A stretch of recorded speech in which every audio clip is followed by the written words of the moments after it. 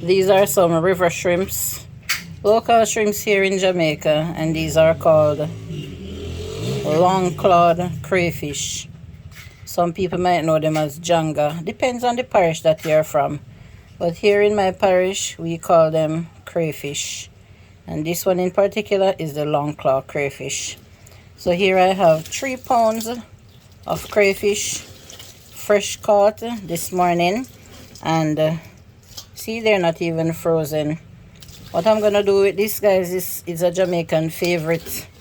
And a lot of people, when they're traveling parish to parish, especially in the St. Elizabeth area, middle quarters in particular, there's a spot there that they sell peppered shrimps.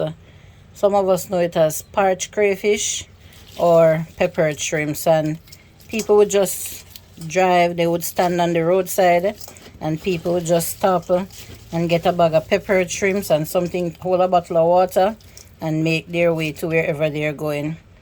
But today I'm gonna be doing it and show you how I do peppered shrimps at home, so my family don't have to drive to middle quarters all the time to buy peppered shrimps, because I can do it well in my kitchen at home. So I'm in the washing stage right now.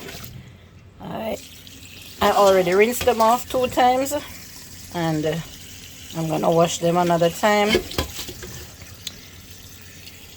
These, I have to ensure that I take them out. This is the bait, because they caught them in a fish pot.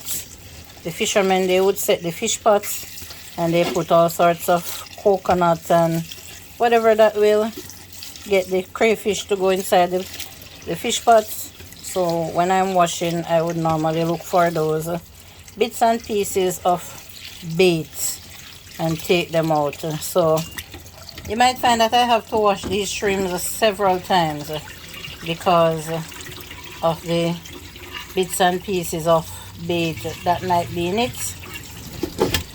And I don't want my shrimps or my peppered shrimps to have any flavor of anything except the shrimps itself and the hot Scotch bonnet flavor and the salt that I'm going to use. So the more I wash, the more clear the water becomes, and you know that they're getting clean. Yeah, so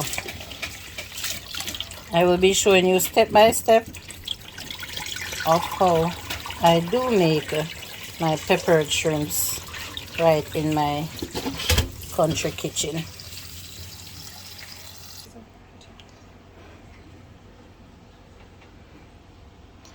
So after I have washed and drained the shrimps, to them I added a tablespoon of salt.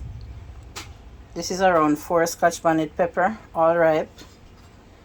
A teaspoon of cooking oil, and the cooking oil is not to fry them or to flavor them, but just to add a little sheen to them so that they can look beautiful after they are finished cooking.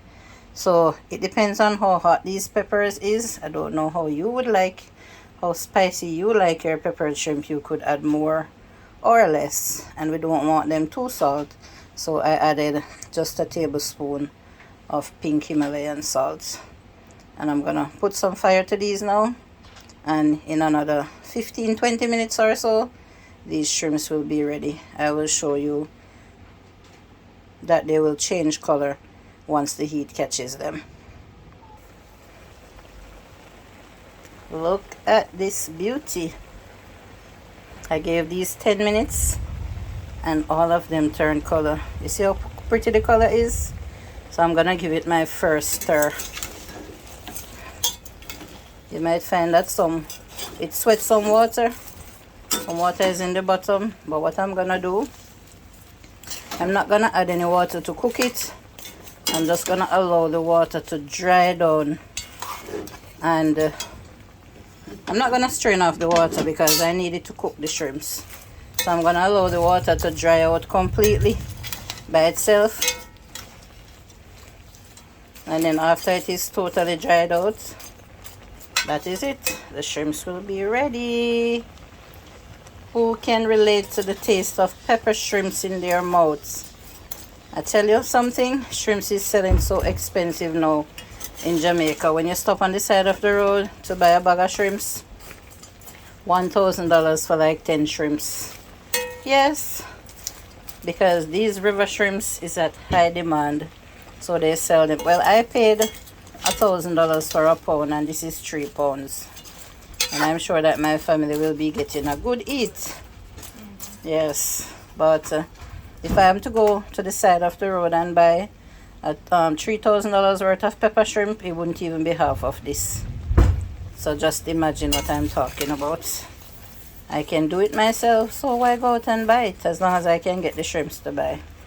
So I'm gonna give this at least another 10 minutes to ensure that it's cooked properly.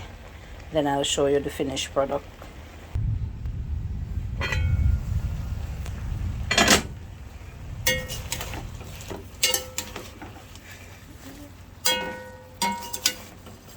Guys, the shrimps is smelling so good.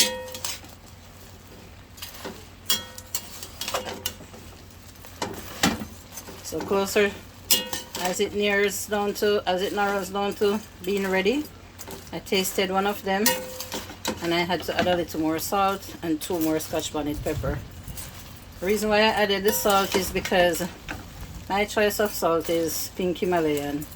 If it was the regular iodized salt or sea salt, it would be more stronger, but the pink Himalayan salt is not as harsh. Look at this one. This one seems like it's a different one. It's more red. I'm not sure, but see how they have this sheen, how they kind of look a little bit shine. The little cooking oil that I put on it, that's what it does. Makes them appear to be so beautiful.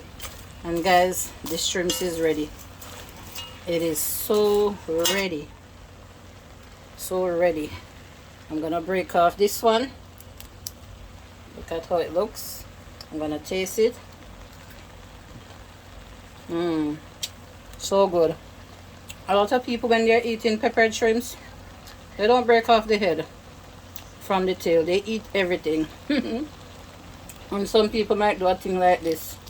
Open it up, look to see if there's anything in it, and they will eat this part, like I just did, and throw away these.